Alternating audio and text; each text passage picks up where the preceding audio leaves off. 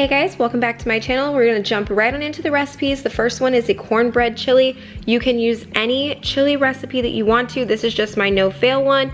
You use one of the chili packets of seasoning, ground beef, some petite diced tomatoes, any can of kidney beans that you would like, tomato sauce, and then this is what makes this recipe special is these cornbread swirls. I found them in the refrigerated section of the grocery store, and if you're feeling fancy, add an onion. It's that simple for this recipe.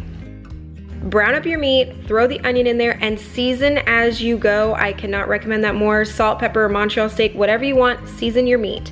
Put the taco seasoning in, put every bit of the cans in, do not drain them, don't worry about draining the kidney beans. You need the extra liquid in here. Throw the full can of tomato sauce in there. Even if the back doesn't say it on the packet, do it, it just helps. If you don't want that liquidy, cut the can of sauce. It's that simple. And yes, I'm using 2 different color beans. I didn't have enough kidney beans. I'm working with what I have. Spray a 13 by 9. I'm doing bigger, I'm doubling. I'm telling you guys what you need for one round of recipe. Mine is doubled. Pour the chili into it and then just kind of like spread it out, make it all one even layer. Open up the cornbread swirls and you're going to cut them in half down the middle. So that way they cook better. I honestly didn't think that it was gonna work right with having to cut them in half. Definitely do not skip this step, cut them in half. Layer them all the way across the top. You will end up with 12 swirls across the top of yours after you cut yours in half. I have 24, like I said, I'm doubling. Pop this thing in the oven, 375 degrees for about 23 minutes, 24 minutes, just until they start to brown up. And you'll see the chili start bubbling all around the edges too. That's how you also know that it's done. This was delicious. Top it how you would any other chili and you're good to go. This second recipe sounds weird. It is phenomenal. Just trust me on this. This is all you're gonna need for this. Some kind of stuffing mix, some apple pie filling, pork chops, and then a few seasonings. It's literally it, but it is so good. And yes, it sounds weird. My husband even made a face at me, but it was phenomenal. I cannot recommend this more, and it is so fall, like your whole house will just smell like fall. Set your oven to 350, put some oil in a pan, and you are going to brown up your pork chops first. You can use whatever thickness you want, but you will have to adjust the bake time. I'm using some thin ones, so mine only took 30 minutes total in the oven.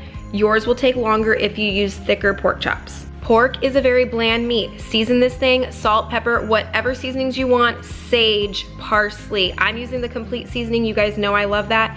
But season your meat front and back. You will see me do the front of the meat before it goes in the pan, and then you will see me season the other side as it's already sitting in the pan. But definitely season your meat to taste whatever you want to use on pork. While they're in the pan, mix the stovetop or whatever stuffing you're using according to the package directions. Take a 13 by 9 pan that you've already sprayed down and put the entire can of the apple pie filling in there and work it around just so it covers the bottom.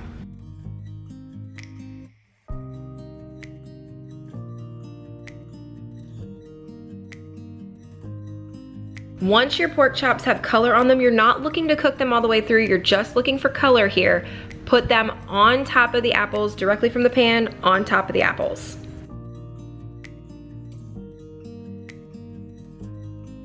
Then take the stuffing and put it on top of the pork chops. Make sure you cover them as much as you can, but evenly distribute out the stuffing over the top.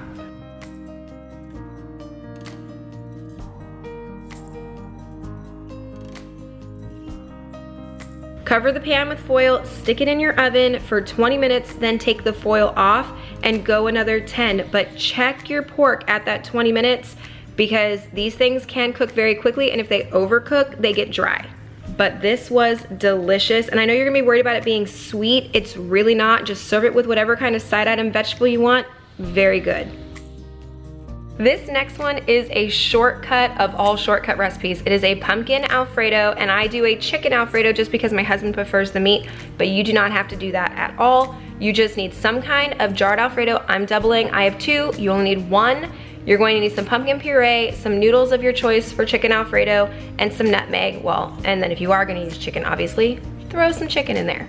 When I do chicken Alfredo, I dice up my chicken into bite-sized pieces and I cook it with some garlic powder and Italian seasoning and then boil my water while the chicken's cooking. Take that out of the pan. This is where you're gonna do the Alfredo sauce. Pour the jar in, then you're going to put the pumpkin in. You're going to need somewhere between a 1/4 cup and a 1/2 cup for one jar. It all depends on how much pumpkin you want. And then between 1/8 and 1/4 of a teaspoon of nutmeg, depending on how much pumpkin you're putting in there. The more pumpkin, put a little extra nutmeg.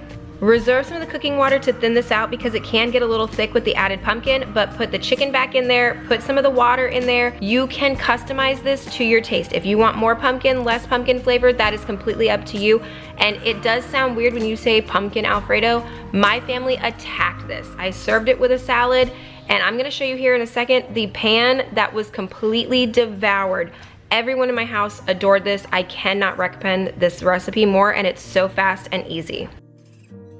Next recipe is white chicken chili. There's a million ways to make this recipe. You can find them all online, but this is just the one I'm going with. I have some reserved chicken I made and froze. It's just shredded chicken. I would not do that again. I would do diced chicken for this, just saying that ahead of time. 2 cans of cannellini beans, some chicken broth, an onion, the diced green chilies, that's important, garlic, cilantro, lime, and then you're gonna need oregano, chili powder, and cumin. That's it.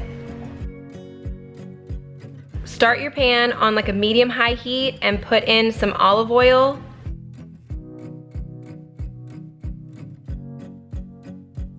Throw your onion in there, cook it till it's almost done, then put the garlic in right at the very end and just cook that for like another 30 seconds. Then 4 cups of the chicken broth go in.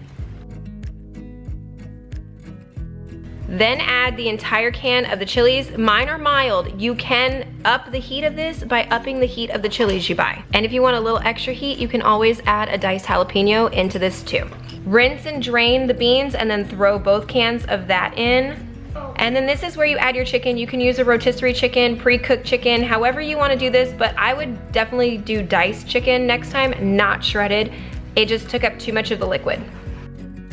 Then you're gonna juice an entire lime and throw that in here, as well as about a 1/2 cup of cilantro that you're gonna chop up. But again, that is up to you and do that to your taste. A lot of people don't like a lot of cilantro, so just plan that to your taste. For the spices, again, do these to your own taste, but it is 1 teaspoon of the cumin, 1/2 teaspoon of the chili powder, and between 1/4 and a teaspoon of the oregano. But again, I say this liberally, do this to your own taste because we did add a little extra cumin to ours, and always salt and pepper. Pop a lid on, put this thing on like a medium to medium low, let it simmer for about 20 minutes and dinner is done. We like to serve our white chicken chili with some rice, so I did make some white rice and then we topped it with some more cheese, sour cream, some crunched up tortilla chips. Anything that you want to top normal chili with, you could top white chicken chili with.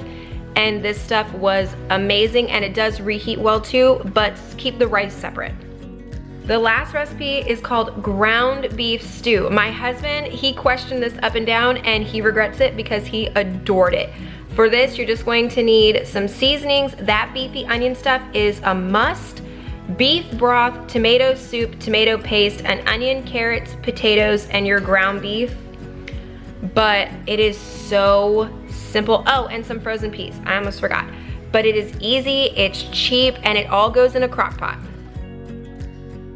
Brown up your meat, and of course, season as you're going. Salt, pepper, Montreal steak, whatever you want to put on this. Just flavor this meat really, really well. When it's about halfway cooked, add the onion and cook until they're both completely done. Throw it in the crock pot, and that's when you're gonna start throwing in everything else. Cut your carrots down to bite-sized pieces. Peel and dice your potatoes down again to some kind of a bite-sized piece on that. Then you're going to throw in 4 cups of the beef broth, the entire can of the tomato soup, as well as the entire can of tomato paste. And if you can find the Italian seasoned tomato paste, that would make this even better. The recipe said 2 cloves of garlic. I went more like 4, but again, that's your own personal preference on this. And I did a shake of the garlic powder because I did not have the Italian tomato paste. It wanted 2 tablespoons of this beefy onion soup mix stuff from Lipton.